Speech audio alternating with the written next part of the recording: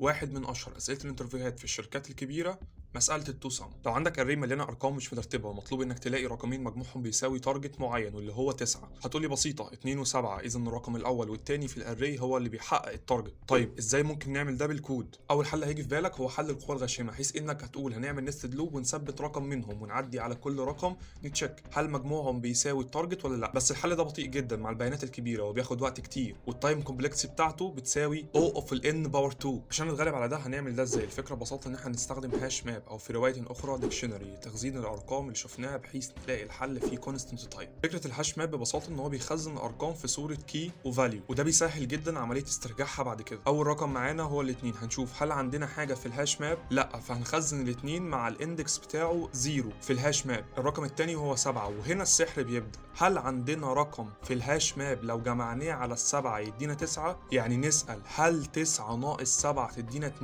الاتنين دي موجودة في الهاش ماب؟ ايوه، وده معناه ان لقينا الحل خلاص. التايم كومبلكسيتي هنا وهي كونستنت تايم، وده اسرع اضعاف من الحل الاول. وفي الورس كيس بتاع الحل ده بيبقى التايم كومبلكسيتي بتاعته O اوف ال n. وده الحل بالبايثون وده الحل بالجافا سكريبت.